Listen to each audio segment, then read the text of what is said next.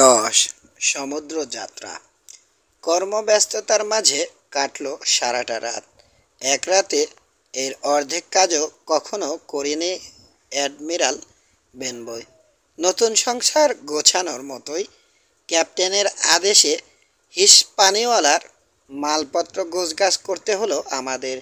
এর উপর অতিথিদের অভ্যর্থনা আর খাওয়া দাওয়ার ব্যবস্থা যেন গোদের উপর বিষ ফোঁড়ার মতো অবস্থা করে ছাড়ল।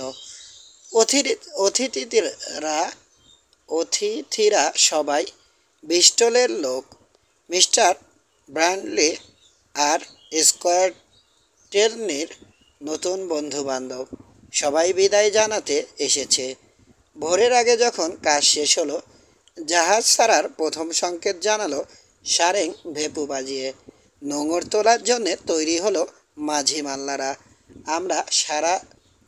আমার সারা শরীর ভেঙে এলো দারুণ ক্লান্তিতে। ঘুম জড়িয়ে এলো দু চোখে, কিন্তু দেখ ছেড়ে যেতে মন চাইল না। যা কিছু দেখেছি শুনছি উপরওয়ালাদের নির্দেশ।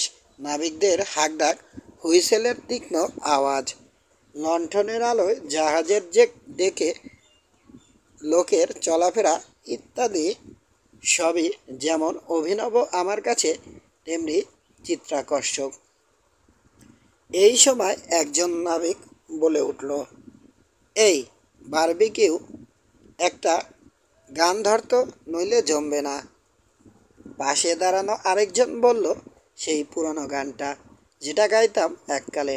ঠিকই বলেছিস, গান গাওয়া দরকার এখন। রান্নাঘর থেকে ডেকে কখন বেরিয়ে এসেছে লং জন দেখিনি, তার কাছের আওয়াজও শুনিনি। লোকটা চলে ছায়ার মতো নিঃশব্দে। তার আরেক নাম তাহলে বারবিকিউ। গেয়ে উঠল সিলভার। চমকে উঠলাম আমি ভীষণভাবে। এই গান, এই সুর আমার অতি পরিচিত। সিলভার শুরু করতেই তার সঙ্গে গলা মিলিয়ে কোরাস ধরল সবাই। সিন্দুকটা মরা মানুষের। চড়াও হলো 15 নাবিক। রেলিং ধরে দাঁড়ানো নাবিকেরা ইয়ে হো হো কি মজা বলার সময় রেলিংয়ে জোর ধাক্কা মারল। উত্তেজনা প্রকাশ পেল ওদের ভঙ্গিতে। অ্যাডমিরাল বেনবয় ভেসে গেল আমার কল্পনা। মনে হচ্ছে এই গায়কদের মাঝে ক্যাপ্টেন বেন্সের কণ্ঠ শুনছি। ক্যাপ্টেনের কাছ থেকে আদেশ পেয়েই নোঙর তুলতে শুরু করলো নাবিকেরা। বিচিত্র শব্দে ক্যাপ্টেন জড়াচ্ছে শিকল। পানি থেকে উঠে আসা বিচিত্র শব্দে ক্যাপ্টেন জড়াচ্ছে শিকল। পানি থেকে উঠে আসা অংশটুকু থেকে পানি গড়াচ্ছে। রেলিংয়ে পেট ঠেকিয়ে নিচে উকি দিলাম। ধীরে ধীরে লোনা পানির তলা থেকে উঠে এলো তেমাথা নোঙরটা। আবছা ধূসর আলোয় মনে হলো কোনো দানবের বাঁকানো নখ উঠে আসছে আমাদের ভাগ্যকে আছড়ে রক্তাক্ত করে দিতে। কেমন যেন ছমছম করে উঠল গা, পাল খাটানো হয়ে গেল। ধীরে ধীরে পিছোতে শুরু করলো হিসপানিওয়ালা। ডকের অন্যান্য জাহাজগুলোর কাছ থেকে ধীরে ধীরে দূরে সরে আসছে। পূবের আকাশে ধূসর আলোর আভাস। ক্রমেই ছোট হয়ে আসছে জাহাজগুলো। আর দাঁড়াতে পারছি না। কিছুতেই খোলা থাকতে চাইছে না চোখের পাতা। নিতান্ত অনিচ্ছা সত্ত্বেও কেবিনে গিয়ে ঢুকতে হলো। সেই দিনটা এবং তার পরের দিনও একঘেয়েভাবেই কেটে গেল। কোনো নতুনত্ব নেই। চারদিকে কেবল পানি আর পানি। তীর থেকে যতই দূরে সরে যাচ্ছে হিসপানিওয়ালা সাগর, পাখিদের সংখ্যাও কমতে লাগলো। শেষ পর্যন্ত আর একটাকেও দেখা গেল না। জাহাজের পরিবেশে প্রথম নতুনত্ব আনলো মেট আরও। ক্যাপ্টেনের কথাই ঠিক, লোকটা মোটেও সুবিধের না। কাজকর্ম করতেই চায় না, খালি ফাঁকি দেবার তালে থাকে। নিজেকে মাঝি মাল্লাদের সমকক্ষ মনে করে। হাসি ঠাট্টা ইয়ার্কিতে মেতে ওঠে ওদের সঙ্গে। প্রায় সারাক্ষণই মদ গিলে মাতাল হয়ে থাকে। এহেন লোককে দিয়ে একজন গুরুত্বপূর্ণ অফিসারের কর্তব্য করানোর চেষ্টা বৃথা।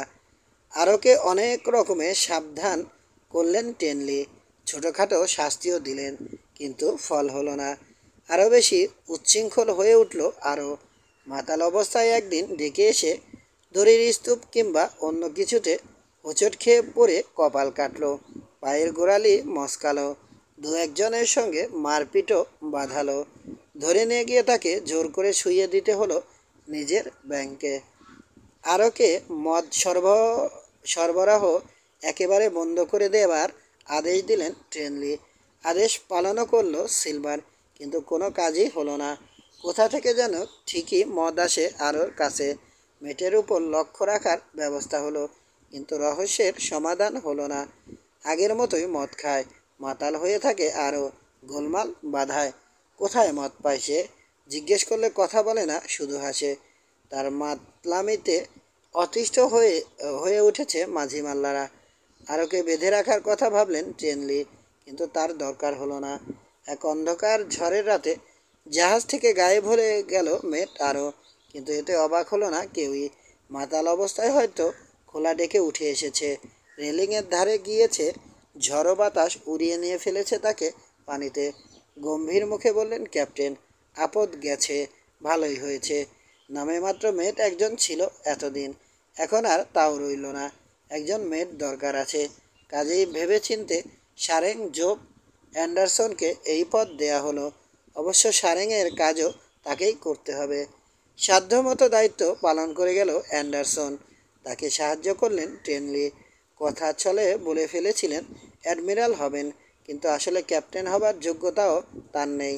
তবে সাগর ভ্রমণে অভিজ্ঞতা আছে প্রচুর। জাহাজের ছোটোখাটো অনেক কাজ বেশ ভালো মতোই চালাতে পারেন। আবহাওয়া ভালো থাকলে এমনকি গার্ডের কাজও করতে দ্বিধা করেন না। পরিণত বয়স্ক, সাবধানী, চতুর এবং সাগর সম্পর্কে অভিজ্ঞ নাবিক ইসরায়েল হ্যান্ডস। কোনো কাজের দায়িত্ব তার উপর দিয়ে নির্ভর করা যায়। ইসরায়েলকে দারুণ পছন্দ সিলভারের, বিশ্বাসও করে খুব। বাবুর্চি হিসেবে সিলভারের তুলনা হয় না। ধীরে ধীরে জানলাম শুধু রান্নাই নয়, জাহাজের অনেক কাজই সে জানে। একটা পা নেই, তবু তার স্বাচ্ছন্দ্য চলাফেরা দেখলে আশ্চর্য হতে হয়। জোর বাতাস বইলে সাগরে উথাল পাতাল বড় বড় ঢেউ ওঠে। ঝর্ণায় ভাসানো বাদামের খোসার মতো দুলতে শুরু করে জাহাজটা। এই দুলনির মাঝেই গ্লাসটা বগলে চেপে ধরে খোলা ডেকে যেভাবে স্বাচ্ছন্দ্যে হাঁটে সিলভার, না দেখলে বিশ্বাস করা যায় না। হিসপানিওয়ালার নাবিকেরা বলে সাধারণ মানুষ নয় বারবিকিউ, আমাদের মতো অশিক্ষিত নয়। ছেলেবেলায় ভালোই লেখাপড়া শিখেছে, আর সাহস, সেটা না দেখলে বিশ্বাস করবে না খোকা। তীরে আসা সিংহের সামনেও খালি হাতে রুখে দাঁড়াতে দেখেছি ওকে। নাবিকেরা সবাই সম্মান করে সিলভারকে। আমি কিন্তু ভালোবাসতে শুরু করেছি এক পেয়ে বাবুর্চিকে। আমাকে দারুণ স্নেহ করে সে। আমার কাজ মানে ডিশ টিশগুলো সুযোগ পেলেই ধুয়ে দেয় সিলভার।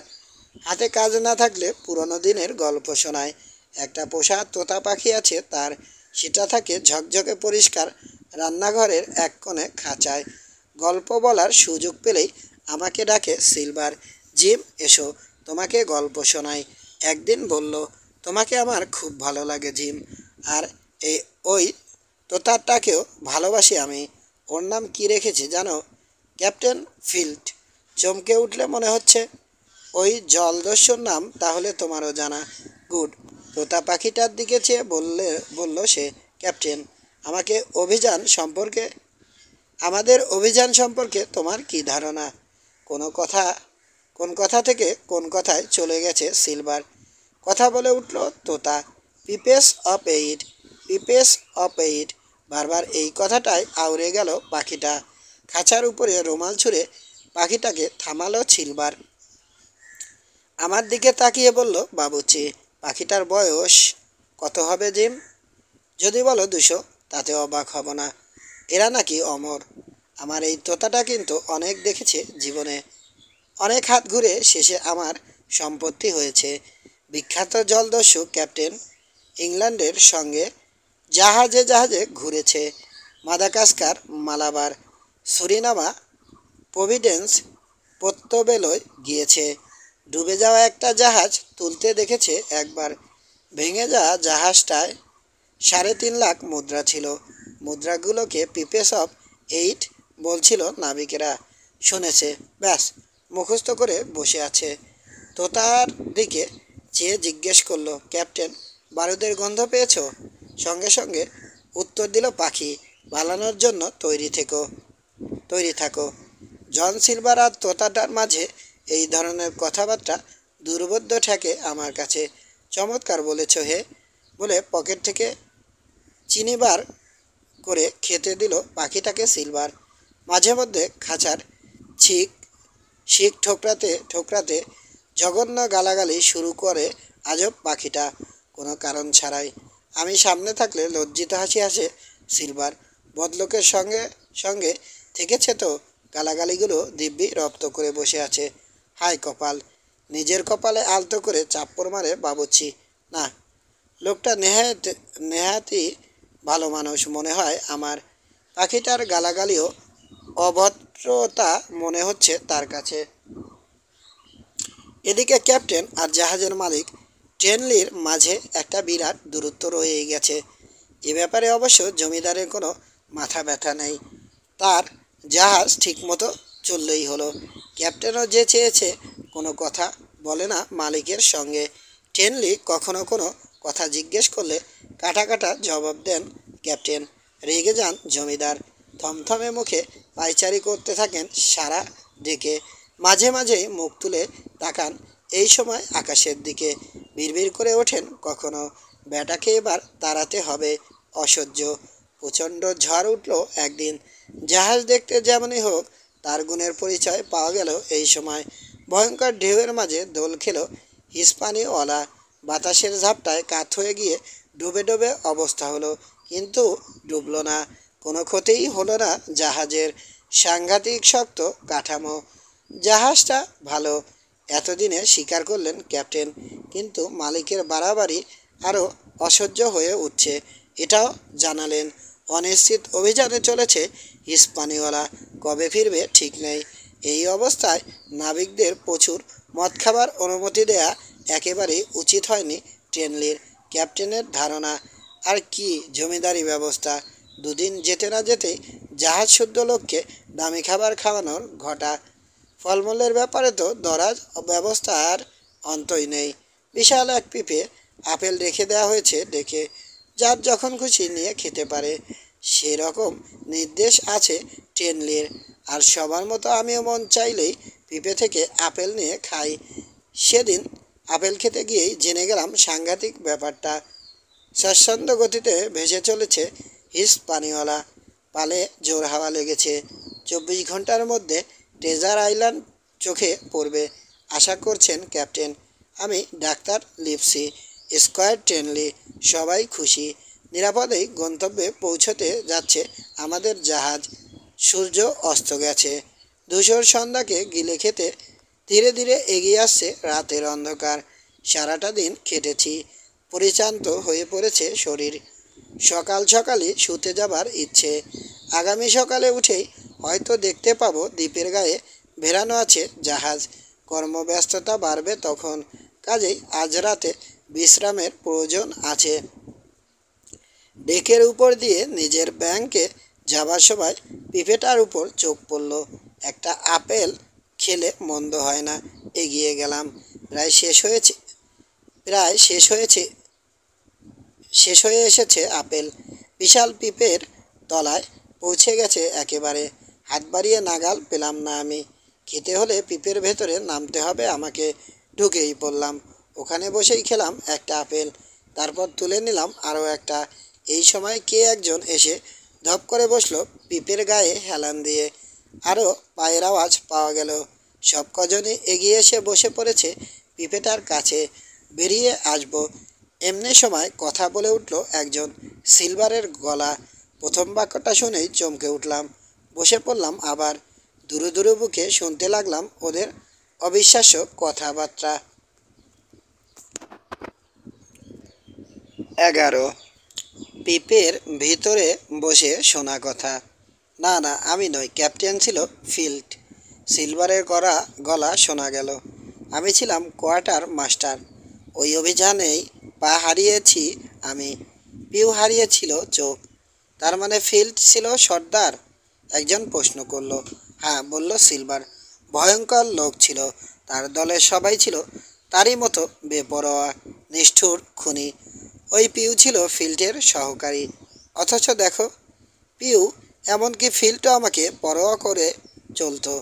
ভয়ে ভয়ে থাকতো সারাক্ষণ। কখন আবার ফিল্ডকে খুন করে তার সর্দারি নিয়ে নিই। কিন্তু সেরকম কোনো ইচ্ছেই আমার ছিল না। সর্দার হলেই ঝামেলা বাড়ে। তার চেয়ে এমনিতেই যখন সবাই সমঝে চলতো আমাকে, কেন খামোখা ঝুঁকি নিতে যাই? তোমার নাম শুনেছি আগেই, বলল আগের লোকটা। জাহাজে সবচেয়ে কম বয়সী নাবিক সে। জলদস্যুর দলে ছিলে, তাও শুনেছি, কিন্তু বিশ্বাস করতে পারছিলাম না এতদিন। এখন তো জানলে। এগিয়ে গেল সিলভার। এসো, হাত মেলাও। বুঝলাম এই অল্প বয়সী নাবিকটি আগে ডাকাত দলে ছিল না, কিন্তু আজ থেকে তাকে নিজের দলে টেনে নিল জন সিলভার। খুব ভালো, ডিক, নাবিকটিকে উদ্দেশ্য করে বলল অন্য একজন। গলা শুনেই বুঝতে পারছি ইসরায়েল হ্যান্ডস। আমাদের দলে এসে ভালো করেছ। এই নাবিকগিরি করে আর কয় পয়সা কামাতে। এখন ঠিকমতো কাজটা উদ্ধার করতে পারলেই টাকার বিছানায় ঘুমাবে। সিলভারকে বলল, তা বারবিকিউ আর কতদিন? ক্যাপ্টেন বেটাকে আর সহ্য করতে পারছি না। এভাবে কদিন থাকবো আর? তোমার মাথায় গোবর পোড়া। বরাবরই বলে এসেছি। বিরক্ত শোনাচ্ছে সিলভারের গলা। টাকা কি ছেলের হাতের মোয়া? চাইলেই পেয়ে যাবে। সহ্য করতে হবে। দেরি আছে এখনো। কেন দেরি কেন? দ্বীপটা তো এসে গেল। দেরি এই জন্যে, তোমরা কেউ জাহাজ চালাতে জানো না। ওই অসহ্য ক্যাপ্টেনকেই সহ্য করা ছাড়া উপায় নেই। এখন তো বটেই। ফিরতি পথেও স্মলেটকে দরকার হবে স্মলেটকে। তাছাড়া গুপ্তধনের নকশাটাও তো এখনো হাতে পেলাম না। আমি জানি টেনলি কিংবা ডাক্তার, এদের কারো কাছে আছে ওটা। এখনই চোটপাট শুরু করলে বলা যায় না, নকশাটা ধ্বংস করে ফেলতে পারে ওরা। সেক্ষেত্রে সবই মাটি। নকশার ব্যাপারটা না হয় মেনে নিলাম, কিন্তু ক্যাপ্টেন, ওকে কেন দরকার হবে? আমরা জাহাজ চালাতে পারি না, কে বলল? নাবিক নই আমরা। এখন কে চালাচ্ছে শুনি? তোমরা গতরে খাচ্ছ শুধু। ব্রেনটা ক্যাপ্টেনের। হিসেব জানো? ম্যাপ দেখে বলে দিতে পারবে কোথায় আছো এখন? বলতে পারবে কয়েক ঘন্টা পর কোন দিকে বইবে বাতাস, কতটা জোরে? পারবে না। এর জন্যে লেখাপড়া জানা দরকার। জাহাজের হাল ধরা, দাঁড় বাওয়া কিংবা পাল খাটানোর কাজে তোমাদের জুড়ি নেই, কিন্তু পুরো একটা জাহাজকে কন্ট্রোল, সেটা তোমাদের দিয়ে হবে না। কিন্তু চেষ্টা করতে দোষ কি? এই জন্যই বলেছিলাম মাথায় গোবর পোড়া আছে। জীবনে অনেক দেখেছি আমি, অনেক ভুগেছি। জাহাজে করে দুর্গম সাগর পাড়ি দিয়েছি, পাহাড়ে চড়েছি, মরুভূমি পেরিয়েছি। অনেক অনেক লোক দেখেছি। তারা কেউ বোকা, কেউ বা বুদ্ধিমান। অনেক বুদ্ধিমানকে দেখেছি সামান্যতম ভুলের জন্যে একেবারে ধ্বংস হয়ে গেছে। বেশিরভাগ ভুল কি করেছে জানো? তাড়াহুড়ো। কাজেই সাবধান। কিন্তু একটু রাম খেয়ে হই হুল্লোড় করতে পারি না। কুত্তার মতো এসে ঘেউ ঘেউ শুরু করে স্মলেট। ব্যাটার ঘাড় ধরে পানিতেই ফেলে দেব একদিন। গজগজ করে উঠল ইসরায়েল। আরেকটা জিনিস, এই রাম। ইসরায়েলের কথায় কান দিল না সিলভার। পিউয়ের কি কম টাকা ছিল? অথচ ভিখিরি হয়ে মরেছে কেন জানো? রাম গিলে গিলে। ফিল্টের মৃত্যুর কারণও ওই রাম। তাহলে কি করব আমরা এখন? জানতে চাইল কম বয়সী নাবিক ডিক। আপাতত কিছুই না, চুপচাপ শুধু দেখে যাব। জাহাজ দ্বীপে ভেরাবে ক্যাপ্টেন। নকশার সাহায্যে গুপ্তধন খুঁজে বার করবে ডাক্তার আর টেনলি। তারপর শুরু হবে আমাদের কাজ। প্রথমেই টেনলি আর তার সাঙ্গপাঙ্গদের খতম করে ফেলবো। আমাদের হয়ে জাহাজটাকে আবার নিরাপদ কোনো জায়গায় নিয়ে যাবে স্মলেট। এমন কোথাও যেখান থেকে সহজেই কেটে পড়তে পারি আমরা। সেই সময়, বুঝলে, সেই সময় মুন্ডুটা ছিঁড়ে নেব আমি ব্যাটার। নিও, বলল সিলভার। ডাকাতদের কথা শুনে বুক কাঁপছে আমার। বুঝতে পারছি এক পেয়ে নাবিক বলতে লং জন সিলভারের কথাই বলেছিল বোনস। কি পরিমাণ বিপদে পড়েছি অনুমান করে আতঙ্কে দম বন্ধ হয়ে আসার জোগাড় হয়েছে আমার। এই সময় আবার শোনা গেল সিলভারের কথা। যাক, অনেক তো কথাবার্তা হলো। এই দিক, কয়েকটা আপেল বার করো তো পিঁপো থেকে খাই। কাঠ হয়ে গেলাম, আর রক্ষে নেই। এখনই আমাকে খুন করে পানিতে ফেলে দেবে ডাকাতেরা। উঠে পিঁপে থেকে বেরিয়ে দৌড় দেবার কথা ভাবছি, এমন সময় বলে উঠল ইসরায়েল, আপেল টাপেল খেয়ে এখন কাজ নেই, তার চেয়ে কিছু রাম নিয়ে এসো, মজা করি মজা করি। ঠিক আছে, বলল সিলভার। এই নাও চাবি, রান্নাঘরের দেরাজ তালা দেয়া আছে, বের করে নিয়ে এসো। মেট আরোকে কে মদ সরবরাহ করতো বুঝতে অসুবিধা হচ্ছে না আর। হয়তো নিজের দলে তাকে টেনে নিতে পারেনি সিলভার শেষ পর্যন্ত। আর ওর মাতলামিকে কাজে লাগিয়েছে তখন। অন্ধকার ঝড়ের রাতে ঠেলে ফেলে দিয়েছে তাকে জাহাজ থেকে। রাম নিয়ে এলো ডিক ফিল্টের স্মরণে। আর দস্যুদের নিজেদের স্বাস্থ্য কামনা করে মদ গিলতে লাগলো ডাকাতেরা। পিপের ভেতরটা গাঢ় অন্ধকার ছিল, এখন আলোকিত হয়ে উঠছে। খেয়াল করিনি এতক্ষণ। চোখ তুলে তাকিয়ে দেখলাম চাঁদ উঠেছে। পিপে থেকে বেরিয়ে পালাতেও পারবো না এখন আর। তার আগেই দস্যুদের নজরে পড়ে যাব। খুন হতে বেশিক্ষণ লাগবে না। এই সময় শোনা গেল চিৎকার, ডাঙ্গা ডাঙ্গা। 13 যুদ্ধ আলোচনা। লাফিয়ে উঠে পড়ল ডাকাতেরা।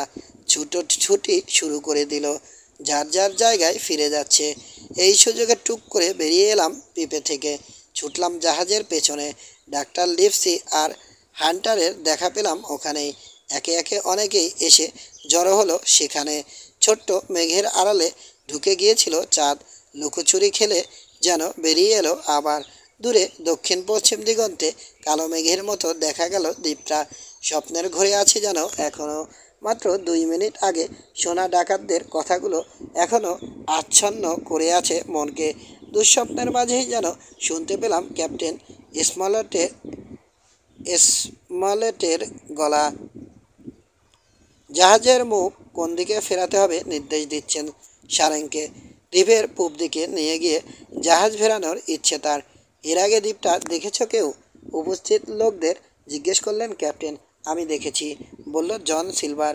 একটা সদাগরি জাহাজের বাবুর্চি ছিলাম তখন। নিতান্ত দুর্ঘটনার জন্যই এই দ্বীপে জাহাজ ভেরাতে বাধ্য হয়েছিলেন ক্যাপ্টেন। ম্যাপে দেখলাম দ্বীপের পেছনে একটা উপদ্বীপে জাহাজ ভেরানোই নিরাপদ। জানো কিছু? ঠিকই দেখেছেন, ওই দ্বীপটার নাম স্কেলিটন আইল্যান্ড। জলদস্যুদের আড্ডা ছিল ওটা। এর উত্তরে একটা পাহাড় আছে, ফোমাস্ট হিল বলে বলে ওটাকে। প্রধান দ্বীপটার এক প্রান্তে সাগরে নেমে যাওয়া পাহাড়ের নাম স্পাই গ্লাস। উঁচু পাহাড়। ওখান থেকে ডাকাতেরা চারদিকে সাগরের দিকে লক্ষ্য রাখত। নামটা ওই জন্যেই হয়েছে। একটা ম্যাপ আছে আমার কাছে। বলতে বলতে পকেট থেকে একটা ভাঁজ করা কাগজ বের করলেন ক্যাপ্টেন। একজন নাবিকের দিকে তাকিয়ে আদেশ দিলেন, এই একটা ল্যাম্প নিয়ে এসো তো। লণ্ঠনের আলোয় ম্যাপটা দেখলো সিলভার। কাছে সরে এসেছি আমি। দেখলাম চোখ দুটো চকচক করছে ডাকাতটার। বোনসের সিন্ধুকে পাওয়া ম্যাপ নয় এটা, তবে তার অবিকল নকল। নকলটা করে দিয়েছেন নিশ্চয় জমিদার টেনলি। সাংকেতিক কথাগুলো লেখা হয়নি, আর লাল কালির ক্রস চিহ্নগুলো দেয়া হয়নি এই নকশাটাতে। জাহাজ চালাতে দরকারও নেই ওগুলোর। বলো তো এখন, সিলভারকে বললেন ক্যাপ্টেন। এই ম্যাপটা ঠিক আছে? ঠিকই আছে, ঘাড় কাত করে বলল সিলভার। শুধু আমি বুঝলাম। হতাশ হয়েছে সে। নতুন কাগজ দেখে ঠিকই বুঝেছে। বিলি বোনসের সিন্ধুকে পাওয়া ম্যাপ নয় এটা। মুখে বলল, চমৎকার ম্যাপ, পরিষ্কার দেখানো আছে সব কিছু। ম্যাপের এক জায়গায় আঙুল রেখে বলল, এই যে এই জায়গাটাকে ওরা বলতো ক্যাপ্টেন কিডের অ্যাঙ্করেজ। দক্ষিণ ঘেঁষে বইছে প্রবল স্রোত। চলতে চলতে পশ্চিম তীরের ওদিক থেকে এগিয়েছে উত্তরে। এদিক দিয়ে এসে ভালোই করেছেন ক্যাপ্টেন। দ্বীপে নামতে এদিক দিয়েই সবচেয়ে সুবিধে। ধন্যবাদ, যাও এখন, দরকার হলে রাখবো আবার, বললেন ক্যাপ্টেন। ট্রেজার আইল্যান্ড সম্পর্কে সিলভারের জ্ঞান সত্যি বিস্মিত করলো আমাকে। রান্নাঘরে ফিরে আগে আমার দিকে একবার চোখ তুলে চাইল সে। কেঁপে উঠল আমার বুকের ভেতরটা।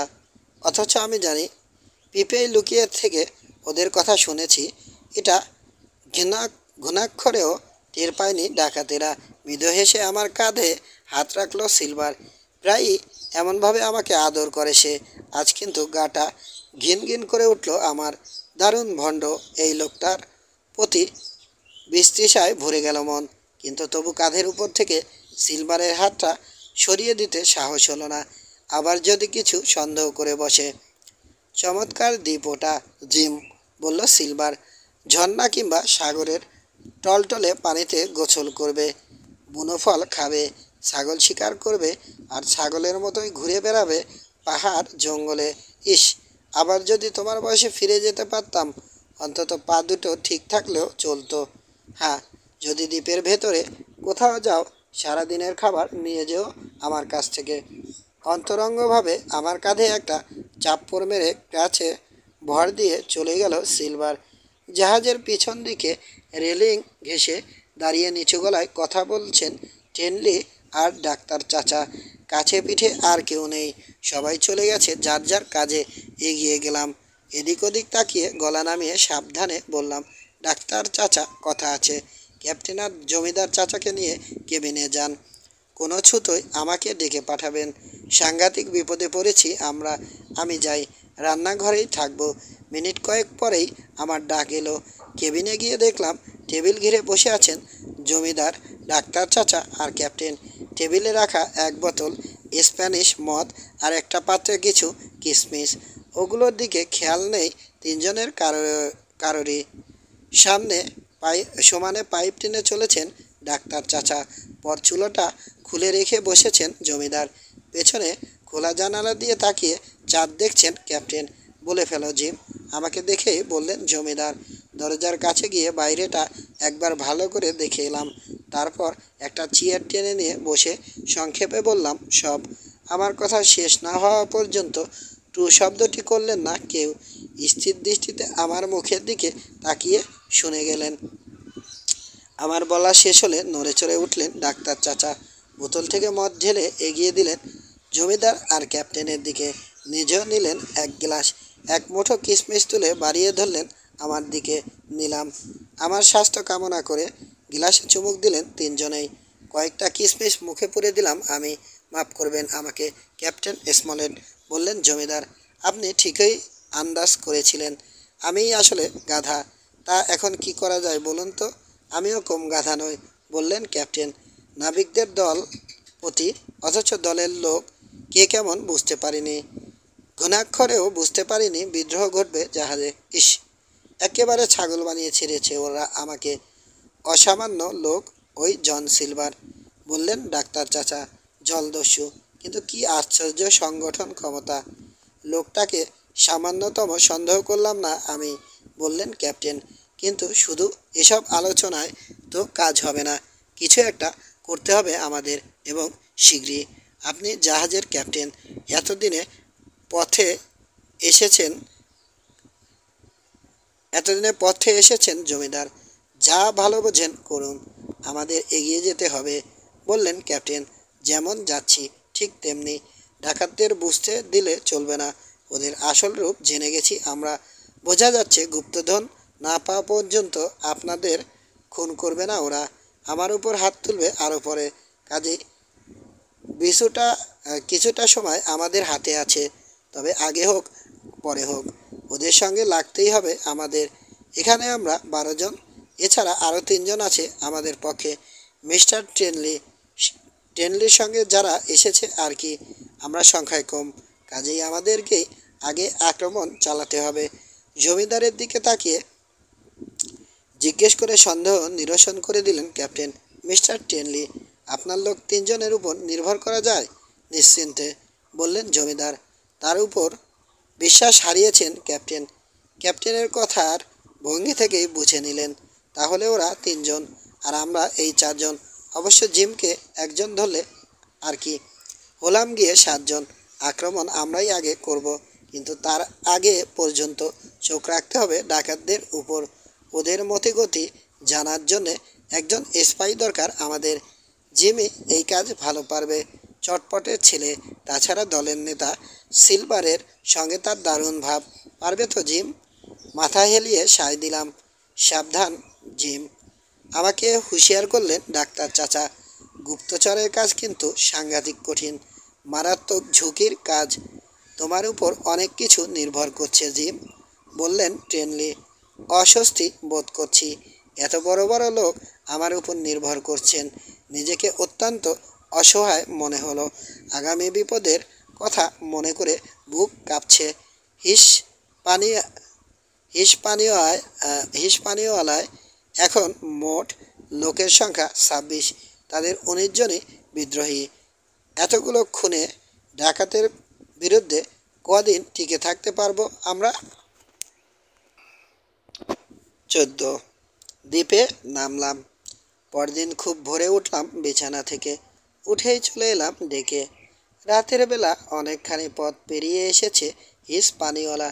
দ্বীপের দক্ষিণ পূবে নিচু তীরের প্রায় 1/2 মাইলের মধ্যে এসে পড়েছে। ভালো মতোই চোখে পড়ছে এখন দ্বীপটা। বেশিরভাগই ধূসর জঙ্গলের ছাওয়া। নিচু জমিতে ইতস্তত ছড়ানো বালিয়াড়ির হলদে রং কিংবা বনের মাথা ছাড়ানো তালজাতীয় বড় বড় গাছের জন্যে এই ধূসরতা কোথাও কোথাও ব্যবহৃত হয়েছে, কিন্তু সেটা খুব বেশি জায়গায় নয়। কেমন যেন হতাশা জাগায় মনে এই রং। পাথুরে পাহাড় চূড়া বিশাল গাছেরও মাথা ছাড়িয়ে অনেক উপরে উঠে গেছে। সবচেয়ে উঁচু পাহাড় স্পাই গ্লাস। সিলভার ঠিকই বলেছে, সাগর সমতল থেকে 1000-4 ফুট উঁচু। মাখনের চূড়া ছুরি দিয়ে কেটে সমান করার মতো যেন কেউ সমতল করে দিয়েছে খাড়া উঠে যাওয়া পাহাড়টার চূড়া। তীরে আঘাত খেয়ে প্রতিহত হয়ে ফিরে আসছে বড় বড় ঢেউ। দুলে দুলে উঠছে হিস পানিওয়ালা। জাহাজের এখানে ওখানে যেখানেই কাঠের জোরে সামান্যতম ফাঁক আছে কিংবা নড়বড়ে হয়ে গেছে পেরেকের গাঁথনি, সেখানেই বিচিত্র ক্যাচকোচ শব্দ উঠছে প্রচণ্ড দুলনিতে। ছলাচ্ছল ছলছ করে ঝাপটা মারছে ঢেউ জাহাজের কাঠের খোলসে। সব মিলিয়ে একটা আজব আর্তনাদ ছড়াচ্ছে। দুলনির চোটে মাথা ঘুরছে আমার। ডেকের রেলিং চেপে ধরে কোনো মতে সামলে রেখেছি নিজেকে। দুরন্ত ঢেউয়ে এমন দুলনিতে এই প্রথম পড়েছি তো। কেমন যেন অসহ্য ঠেকছে। তার উপর খালি পেট, নারী ভুঁড়ি শুদ্ধ যেন বেরিয়ে আসবে এমনি মোচড় মারছে পেট। কিন্তু তবু ডেক ছেড়ে যেতে মন চাইল না। সূর্য উঠেছে সবে, সোনালি হয়ে উঠেছে বনের শিশির ঢাকা গাছপালার মাথায় পাতার চাঁদোয়া। পাকপাকালির কলকাকলি এত দূর থেকেও শুনতে পাচ্ছি, কিন্তু তবু কেন যেন বনের বিষণ্ণ ভাবটা কাটছে না। পাথুরে পাহাড়ের পাদদেশে আছড়ে পড়ে ঘূর্ণি আর ফেরার সৃষ্টি করেছে নোনা পানি। কে জানে, হয়তো এই দৃশ্যই আমার মনে জলদস্যুদের চিন্তার সঙ্গে মিলেমিশে এক হয়ে গেছে। আর এই জন্যেই প্রকৃতির এমন চোখ জুড়ানো রূপও বিষাদ ছেকছে আমার চোখে। হিসপানিওয়ালায় নতুন আরেক দিন শুরু হয়েছে। সামনে প্রচুর কাজ। বাতাসের চিহ্ন মাত্র নেই। মাইল 3-4 ঘুরে খাড়ি ধরে গিয়ে স্কেলিটন আইল্যান্ডে নোঙর ফেলবে জাহাজ, কিন্তু তার আগেই নৌকাগুলো পরিষ্কার পরিচ্ছন্ন করে নামাতে হবে। ক্রমেই উপরে উঠছে সূর্য। বেলা বাড়ার সঙ্গে সঙ্গে বাড়ছে প্রচণ্ড গরম। এই সকালেই দরদর করে ঘাম ঝরতে শুরু করেছে আমার কপাল বেয়ে। নাবিকেরা পরিষ্কার করলো নৌকাগুলো। পুলিতে আটকানো দড়িতে বেঁধে নিচে নামালো। কয়েকজন নাবিক গিয়ে উঠল কয়েকটা নৌকায়। আমাকে নৌকায় ওঠার আহ্বান জানালো একজন। এগিয়ে গেলাম। আমি নৌকায় নামতে না নামতেই কোথায় যেন কি একটু ভুল হলো। গালাগালি দিয়ে উঠল অ্যান্ডারসন নামে এক নাবিক। লক্ষণ খারাপ। এতদিন সবাই একটা বিশেষ নিয়মে বাঁধা ছিল, কিন্তু দ্বীপে পৌঁছাতে না পৌঁছাতেই কেমন যেন অধৈর্য হয়ে উঠেছে নাবিকেরা। অথচ জাহাজের গায়ে এখনও নৌকাগুলো বাঁধাই আছে। জাহাজের হালের কাছে এসে দাঁড়িয়েছে জন সিলভার। বাবুর্চির কাজ নয় এটা, কিন্তু দ্বীপটা সিলভারের চেনা বলে তাকেই পথ দেখাতে আদেশ দিয়েছেন ক্যাপ্টেন। পথ দেখিয়ে নিয়ে চলল সিলভার। খুব ধীরে ধীরে এগোচ্ছে জাহাজ। নিচে নৌকায় থেকেই শুনতে পেলাম সিলভারের গলা। ভাটায় টান পড়েছে। এখন তো যাচ্ছে, কিন্তু আগে কিছুতেই এখান দিয়ে ঢুকতো না জাহাজ। কোদাল দিয়ে কেটে গভীর করা হয়েছে এই পথ। ম্যাপে দুটো প্রাকৃতিক বন্দর দেখানো আছে। একটা বন্দরের কাছে নিয়ে আসা হলো জাহাজ। জায়গাটার একদিকে দ্বীপের মূল ভূখণ্ড, অন্যদিকে স্কেলিটন আইল্যান্ড। দুটোই এখান থেকে সমান দূরে। কাচের মতো স্বচ্ছ এখানে পানি। তলাটা পরিষ্কার দেখতে পাচ্ছি। চমৎকার বালি বিছানো। নোঙর নামানোর আদেশ দিলেন ক্যাপ্টেন। শেকলের বিচ্ছিরি কিচকিচ শব্দে কাছের গাছপালার শাখা থেকে ঝাঁকে ঝাঁকে উড়াল দিল পাখিরা। তাদের চিৎকারে শেকলের শব্দ ঢেকে গেল। নোঙর নামানো শেষ হতেই আবার গাছে গিয়ে বসলো পাখিরা। থেমে গেল কোলাহল। পানির কিনারে নেমে এসেছে গাছপালা। জোয়ারের পানি কতটা ওঠে সীমানা মেপে দিয়েছে যেন। অসংখ্য সরু সরু খাল ঢুকে গেছে বনের ভিতরে। ম্যাপে দেখানো আছে বনের ভিতরে এদিকেই কোথাও দুর্গ আছে একটা, কিন্তু গাছপালার জন্যে চোখে পড়ছে না। কেমন যেন একটা আদিম ছাপ রয়েছে এখানকার গাছপালা, পাহাড়, জঙ্গল, সাগরে। ম্যাপটা না থাকলে ঠিক মনে করতাম এই এলাকায় এই প্রথম মানুষের পা পড়ল। বাতাস একেবারেই বন্ধ। কোলাহল মুখর প্রকৃতিও স্তব্ধ হয়ে পড়েছে। বেলাভূমিতে কিংবা পাথুরে পাহাড়ের পাদদেশে ঢেউ আছড়ে পড়া ছাড়া আর কোনো শব্দ নেই। কেমন একটা গন্ধ ছড়াচ্ছে চারদিকে, পাতা আর গাছের গুঁড়ি পচলে যেমন হয়। শুধু নোঙরের উপর ভরসা করা গেল না। তীরের একটা বড়সড় গাছের কাছে নৌকা নিয়ে গেল অ্যান্ডারসন। কাছির এক মাথা শক্ত করে গাছের সঙ্গে বেঁধে অন্য মাথা বেঁধে দেয়া হলো জাহাজের ডেক সংলগ্ন একটা মোটা খুঁটিতে। জোয়ার এলে যেন ভেসে যেতে না পারে জাহাজ, এর জন্যেই এই ব্যবস্থা। জাহাজে ফিরে এলাম আবার। ডেকের রেলিংয়ের পাশে দাঁড়িয়ে জোরে জোরে শ্বাস টানছেন ডাক্তার চাচা। মুখ চোখ বিকৃত। আমাকে দেখেই বলে উঠলেন, গুপ্তধন কি আছে? না আছে ঈশ্বরই জানে, কিন্তু এখানে রোগ ছড়াবার উপকরণ আছে প্রচুর। নাবিকদের ব্যবহার ক্রমেই আশঙ্কাজনক হয়ে উঠছে। যে কোনো সামান্য ব্যাপারেও মেজাজ দেখাচ্ছে ওরা। ক্যাপ্টেনের নির্দেশ মানতে চাইছে না কেউ। বিদ্রোহের চাপা আগুন জ্বলছে ভেতরে ভেতরে। যে কোনো মুহূর্তে দাউ দাউ করে বেরিয়ে আসবে লক লকে শিখা। দারুণ ব্যস্ত হয়ে পড়েছে লং জন। এখনই যাতে কেউ কিছু না করে বসে, এই জন্যে বোঝাচ্ছে নাবিকদের। রান্নাঘরের কাজ বাদ দিয়ে রাজ পগলের চরকির মতো পাক খাচ্ছে সারা ডেকে। চূড়ান্ত ভদ্রতা দেখাচ্ছে। ক্যাপ্টেনের সঙ্গে তার সহযোগিতার অন্ত নেই। সকাল তো গেছেই, দুপুরও গেল। প্রচণ্ড চাপ উত্তেজনার মাঝে এলো বিকেল। প্রকট হয়ে উঠল কেমন এক আশ্চর্য বিষণ্ণতা। আমাদের চেয়েও যেন বেশি উদ্বিগ্ন হয়ে উঠেছে জন সিলভার। কেবিনে আমাদের সভা বসলো। আমাদের মানে আমি, ডাক্তার চাচা, জমিদার টেনলি, ক্যাপ্টেন স্মোলেট, হান্টার, জয়েস আর রেডরুট, এই 7 জন। কি করা যায়? জমিদারের এই প্রশ্নের জবাবে বললেন ক্যাপ্টেন, আপাতত কিচ্ছু করার নেই। নাবিকদের যে কোনো খারাপ ব্যবহার এখন সহ্য করতে হবে মুখ বুজে। এমনিতেই ক্ষেপে আছে ওরা।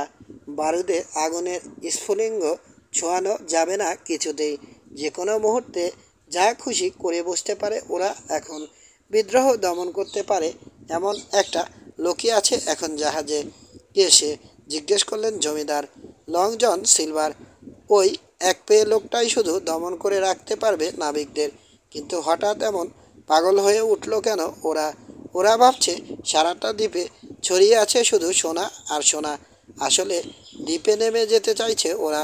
কার আগে কে ধনরত্ন কুড়িয়ে নেবে এই ভাবনা ওদেরকে এখন নামতে দেয়াই উচিত।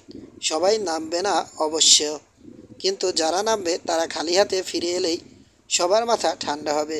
কোনো ছুতো দেখিয়ে ওদের দ্বীপে নামার নির্দেশ দিই। কি বলেন স্যার? জমিদার আর ডাক্তার চাচার দিকে তাকালেন ক্যাপ্টেন। ক্যাপ্টেনের কথাই মেনে নেওয়া হলো। আমাদের 7 জনকেই একটা করে গুলি ভরা পিস্তল দিলেন ক্যাপ্টেন। মিটিং শেষ হলো। দেখে বেরিয়ে এলেন ক্যাপ্টেন। সঙ্গে সঙ্গে বললেন না। খানিকক্ষণ খামোখায় ঘুরলেন সারা ডেকে। নাবিকদের বোঝাতে চাইলেন প্রচণ্ড গরমে অস্বস্তি বোধ করছেন। তারপর একজন নাবিককে ডাকলেন। অন্য নাবিকদের ও ডেকে ডেকে নিয়ে আসার নির্দেশ দিলেন। এলো সবাই। কারো মুখ গোমরা, কেউ বা গজগজ করতে করতে এলো। নাবিকদের উদ্দেশ্যে ক্যাপ্টেন সাংঘাতিক গরম পড়েছে হে আজ। জাহাজে ভীষণ গরম। তোমরাও ক্লান্ত। এক কাজ করো, দ্বীপে নেমে বেরিয়ে এসো খানিকক্ষণ। গাছপালার ছায়ায় অনেক ঠান্ডা। শোনো, সূর্য ডোবার 8 ঘন্টা আগে ব্ল্যাঙ্ক ফায়ার করব আমি। শব্দ শুনলেই কিন্তু চলে আসবে আবার। কি যাবে? সমস্যারে প্রচণ্ড চিৎকার করে উঠল নাবিকেরা আনন্দে। নিমেষে বিরক্তির ভাব দূর হয়ে গেল ওদের চেহারা থেকে। পাহাড়ে প্রতিধ্বনি হয়ে ফিরছে 19 জন লোকের সম্মিলিত জোরালো চিৎকার। আবার গাছের ছায়া ঢাকা ডাল ছেড়ে আকাশে উঠে গেল পাখির দল। পাক খেয়ে খেয়ে উড়ছে আর চেঁচাচ্ছে ওরা। কেউ কেউ গিয়ে রেলিং টপকেছে, নৌকায় নামবে। ধমকে তাদের ফেরালো সিলভার। সঙ্গে সঙ্গে কেবিনে ফিরে এলেন বুদ্ধিমান ক্যাপ্টেন। নাবিকদের দলপতি সিলভার। এরা তিনি জেনেও না জানার ভান করছেন যতটা সম্ভব। সবাই যেতে চাইছে দ্বীপে, কিন্তু বারণ করলো সিলভার। ঠিক হলো সিলভার সহ 13 জন যাবে, বাকি 6 জন থেকে যাবে জাহাজে। রেলিংয়ের কাছে দাঁড়িয়ে সবই দেখলাম, শুনলাম আমি। দুর্বুদ্ধিটা মাথায় ঢুকলো এই সময়ই। সিলভার তো যাচ্ছে, আমিও যাই না কেন সঙ্গে? আড়ালে লুকিয়ে ওরা কি বলা বলি করে শুনবো। আশা করছি সিলভার আমাকে সঙ্গে নেবে। এগিয়ে গিয়ে সিলভারকে জানালাম আমার ইচ্ছে। সানন্দেই রাজি হলো সে। একে একে নৌকায় নেমে গেলাম সবাই। সিলভারের নৌকায় উঠলাম আমি। সিন্দুকটা মরা মানুষের। সমস্যারে গান ধরলো ডাকাতেরা। দাঁড় বাইতে লাগলো সমান তালে। আমাদের নৌকাটা তীরের ঘাটে ছুতে না ছুতেই লাফিয়ে নেমে পড়লাম।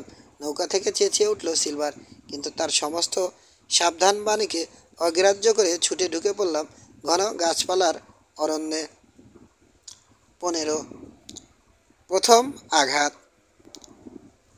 জনবসতিশূন্য দ্বীপ। জীবনে এই প্রথম অজানা অচেনা এলাকায় ঘোরার রোমাঞ্চ অনুভব করলাম। পেছনে নাবিকদের গলার আওয়াজ শোনা যাচ্ছে। এগিয়ে চললাম। কতগুলো গাছ দেখতে ওকের মতো, কিন্তু আসলে ওক গাছ নয় ওগুলো। পাতাগুলো অনেকটা উইলোর মতো। অজানা ফুলের গন্ধ বাতাসে। ডালে ডালে বিচিত্র রঙের বিভিন্ন আকারের পাখি। তাদের কিচিরমিচিরে মুখরিত হয়ে আছে বনের ভেতরটা। চলতে চলতে মৃদু হিস হিস শব্দে চোখ মেলে চাইলাম। গাছের কোটর থেকে মাথা বের করে আছে একটা সাপ। সন্দিগ্ধ দৃষ্টিতে আমাকে কয়েক মুহূর্ত দেখলো সাপটা। তারপর আস্তে আস্তে আবার কোটরের ভেতর গুটিয়ে নিল নিজেকে। হঠাৎই বেরিয়ে এলাম জঙ্গল থেকে। একখণ্ড ফাঁকা জায়গা। লম্বায় লম্বায় মাইলখানেক হবে, প্রস্থে সামান্য কম। চিকচিকে বালিতে ঢাকা। উপরটায় ছোট ছোট ঢেউ খেলানো। সাগরের তলা থেকে দ্বীপটা জেগে ওঠার পর প্রথম প্রথম নিশ্চয় জোয়ারের পানি পৌঁছতো এখানে। চিকচিকে বালির ওপারে একটা পাহাড়। সাদা পাথরে ছাওয়া চূড়ায় ঝলমল করছে বিকেলের রোদ। খানিকক্ষণ দাঁড়িয়ে থেকে উপভোগ করলাম প্রকৃতির এই বিচিত্র রূপ। আবার এসে ঢুকলাম বনে। মোড় নিয়ে ফাঁকা অঞ্চলটুকুকে পাশে রেখে এগিয়ে চললাম। আবার হাঁটতে হাঁটতে চলে এলাম নাম না জানা গাছের একটা বিশাল ঝোপের কাছে।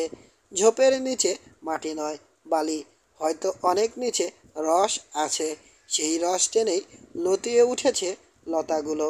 ছোট ছোট গাছকে ঘিরে জট পাকিয়েছে। সৃষ্টি হয়েছে ঝোপের। ঝোপটার ওপারে আরেকটা ছোট পাহাড়, টিলায় বলা উচিত। ঝোপের একপাশে টিলার পাদদেশ ঘেঁষে একটা জলা। প্রখর রোদে হালকা বাষ্প উঠছে জলা থেকে। দেখা যাচ্ছে দূরে স্পাইগ্লাস পাহাড়। বাষ্পের ভেতর দিয়ে দেখছি, মনে হচ্ছে কাঁপছে পাহাড়টা। এতক্ষণ নিস্তব্ধ ছিল। আচমকা চঞ্চলতা জাগলো ঝোপঝাড়ের ভেতর। একটা বুনো হাঁস বিচিত্র ডাক ছাড়তে ছাড়তে উড়াল দিল আকাশে। তার পেছন পেছন উড়ে গেল আরেকটা, তারপর আরেকটা। কয়েক মুহূর্তেই ঝোপের ওপারের আকাশে শুধু হাঁস আর হাঁস।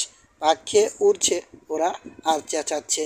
পাখিগুলোর নিরাপদ বিশ্রামে ব্যাঘাত ঘটিয়েছে কেউ। আমার অনুমান মিথ্যে নয়। আধ মিনিট পরে ঝোপের একপাশে জঙ্গলের ভেতরে মানুষের গলার আওয়াজ শুনলাম। নাবিকেরা আসছে নিশ্চয়। আরও কাছে এলে সিলভারের গলার স্বর চিনতে অসুবিধা হলো না। প্রকৃতি দেখতে দেখতে এতক্ষণ ওদের কথা ভুলেই গিয়েছিলাম। এগিয়ে গেলাম গুড়ি মেরে মেরে। ওদের আলোচনা শুনতেই তো এসেছি আমি। নিঃশব্দে পা ফেলে ঝোপের একপাশে একটা বিশাল গাছের গোড়ায় এসে দাঁড়ালাম। কথা শোনা যাচ্ছে কয়েক গজ সামনে। কার উপর যেন ক্রুদ্ধ হয়ে উঠেছে সিলভার। ধমকাচ্ছে আর শাসাচ্ছে সে কর্কশ গলায়। ভয় পাচ্ছি, কিন্তু তবু আস্তে করে পাতার বাধা সরিয়ে উকি দিলাম। দেখা যাচ্ছে না কিছু। উপর হয়ে 4 হাত পায়ে ভর দিয়ে এগিয়ে গেলাম আরও গজখানেক। আস্তে করে লতা পাতা সরিয়ে আবার চাইলাম ও পাশে। হ্যাঁ, দেখতে পেলাম এবার সবুজ ঘাসের উপর দাঁড়িয়ে কথা বলছে সিলভার। মাটিতে তার পায়ের কাছে পড়ে আছে হ্যাটটা। ঘামে ভেজা মুখটা চকচক করছে বিকেলের রোদে। তার চেহারা দেখে কেউ বলবে না ভয়ঙ্কর এক ডাকাত দলের সর্দার সে। সিলভারের সামনে দাঁড়িয়ে আছে একজন নাবিক। তার নাম টম। সিলভার বলল, দেখো টম, বড় বেশি কথা বলো তুমি। তোমাকে ভালো লোক মনে করতাম, তাই দলে টানতে চেয়েছি, কিন্তু তুমি রাজি নাও। এর অর্থ কি জানো? জানি, মৃত্যু। দীর্ঘ গলায় বলল টম। কিন্তু তাই বলে আমাকে দিয়ে অসৎ কাজ করাতে পারবে না তুমি। তুমি কি বলো মিস্টার টেনলির চাকরি নিয়ে এসে তার নুন খেয়ে তারই সঙ্গে বেইমানি করব? আর যেই করুক জন, আমি করব না। মোহরের লোভ আমার নেই। এই প্রথম জানলাম 19 জন নাবিকের সবাই ডাকাত নয়। একজন ভালো লোককে তো চোখের সামনেই দেখতে পাচ্ছি। ইস, আগে জানলে তাকেও পিস্তল দিয়ে দিতে পারতেন জমিদার। কি বলতে যাচ্ছিল সিলভার, কিন্তু একটা চিৎকারে বাধা পেল। জলার ওদিক থেকে একটা দীর্ঘ আত্মচিৎকার ভেসে এলো। ধ্বনি প্রতিধ্বনি তুলল। পাহাড়ে পাহাড়ে নেমে এসেছিল। আবার চিৎকার করে আকাশে উঠে পড়ল পাখির দল। কান পেতে চিৎকারটা শুনল টম। শব্দের রেশ মিলিয়ে যেতেই লাফিয়ে উঠল। এলান না তো? হ্যাঁ, এলানি, হাসলো সিলভার। রয়েছে ভর রেখে আরাম করে দাঁড়িয়েছে। তোমার মতোই আরেক ভালো মানুষ গেল বোধ হয়, কিন্তু সত্যিকার নাবিকের পরিচয় দিয়েছে সে। ঠিক আছে, আমি যাচ্ছি। জাহাজে এখনও কিছু সৎলোক আছে নিশ্চয়, তাদের হুঁশিয়ার করতে হবে। তার জন্য যদি তোমাদের হাতে কুত্তার মতো মরতে হয় আমাকে, মরব। দীর্ঘ পায়ে ঘুরে দাঁড়ালো টম। লম্বা লম্বা পায়ে হাঁটতে লাগলো। স্প্রিংয়ের মতোই লাফিয়ে উঠল ঘোড়া ডাকাত। গ্রাসটা তুলে নিয়েই নিচের দিকটা সামনে বাগিয়ে ছুঁড়ে মারল জোরে। শেষ মুহূর্তে টের পেয়ে বোধ হয় ঘুরেই দাঁড়াতে যাচ্ছিল টম, কিন্তু দেরি হয়ে গেছে। প্রচণ্ড গতিতে গিয়ে ঘাড়ের নিচে ঠিক মেরুদণ্ডে আঘাত করলো শক্ত কাঠের প্রয়াসের মাথা। কট করে বিচ্ছিরি একটা শব্দ হলো। মেরুদণ্ডটা বোধ হয় ভেঙেই গেছে ওর। ধরাম করে ঘাসের উপর মুখ থুবড়ে পড়ল সে। আমাকে বিমুগ্ধ করে দিয়ে এক পায়ে লাফাতে লাফাতে অবিশ্বাস্য গতিতে এগিয়ে গেল সিলভার। গিয়ে বসলো টমের পিঠের উপর। কোমর থেকে ছোড়া বার করেই বসিয়ে দিল টমের পিঠে। বোধহয় অজ্ঞান হয়ে গেছে। কোনো আওয়াজ বেরোলো না টমের মুখ থেকে। বিষাক্ত সাপের ফনার মতোই ছোবল হানলো ধারালো অস্ত্র। পরক্ষণে এক টানে ছোরাটা টমের পিঠ থেকে বের করে আনলো সিলভার। তারপর আবার বসিয়ে দিল প্রথম ক্ষতের পাশে। ছুরিটা দ্বিতীয়বার মাংস থেকে বের করে এনে টমের পিঠ থেকে উঠে পড়ল সিলভার। সরে যাচ্ছে সরে যাচ্ছে সরে বসে সবুজ ঘাসে মুছে নিল সুরার রক্তাক্ত ফলা। তারপর আবার কোমরে গুজলো ওটা। ক্রাশটা মাটি থেকে কুড়িয়ে নিয়ে বগলে ঠেকালো। যেন কিছুই হয়নি এমনি ভাব। ফিনকি দিয়ে রক্ত বেরিয়ে আসছে টমের পিঠ থেকে। লাল রক্তে ভিজে গেল সবুজ ঘাস। চোখের সামনে পৃথিবীটা দুলে উঠল আমার। মিনিটের ব্যবধানে খুন হলো দুজন লোক। একজনের আর্তনাদ শুনলাম, আরেকজন তো চোখের সামনেই পড়ে আছে দেখতে পাচ্ছি। সম্মতি সম্মতি ফিরল আমার সিলভারের হুইসেলের শব্দে। বিচিত্র কাঁপা কাঁপা তীক্ষ্ণ সুরে বাজল হুইসেল। ছড়িয়ে গেল দিকে দিকে। প্রতিধ্বনিত হলো পাহাড়ে পাহাড়ে। আবার উড়ল পাখিরা। ওগুলোর শান্তি নেই আজ। হুইসেল বাজিয়ে কোনো ধরনের সংকেত করছে সিলভার। কিসের সংকেত? টমকে খতম করা হয়েছে এটা জানালো হবে হয়তো। কিন্তু আমার আর এক মুহূর্ত দাঁড়িয়ে থাকা উচিত নয় এখানে। যদি সিলভার বা ডাকাতদের কারো চোখে পড়ে যায়, টম আর অ্যালানের মতোই মরতে হবে আমাকেও। হাত পায়ের উপর ভর দিয়েই অতি ধীরে ধীরে পিছিয়ে এলাম আবার। মৃত্যু ভয়ে আতঙ্কিত হয়ে পড়েছি ঠিকই, কিন্তু বুদ্ধি লোপ পায়নি। নিঃশব্দে বেরিয়ে এলাম ঝোপের প্রান্তে। এখন সাগর তীরে পৌঁছাতে হবে, কিন্তু পথ তো চিনি না। ভেবেচিন্তে খোলা জায়গাটায় যাওয়া ঠিক করলাম। ওখান থেকে যা হোক একটা ব্যবস্থা হয়তো করতে পারবো। ছুটলাম। এমন দৌড় জীবনে দৌড়াইনি। লতায় পা জড়িয়ে গিয়ে হুমড়ি খেয়ে পড়তে পড়তে সামনে নিলাম কয়েকবার। সারাক্ষণই মনে হচ্ছে আমার পেছনে ছুটে আসছে ডাকাতেরা। ভয়ে পেছনে তাকাতে পারছি না।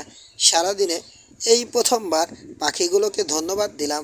ওদের চেঁচামেচিতে আমার পায়ের শব্দ ঢাকা পড়ে গেছে। ছুটতে ছুটতে এসে পড়লাম ফাঁকা জায়গাটায়।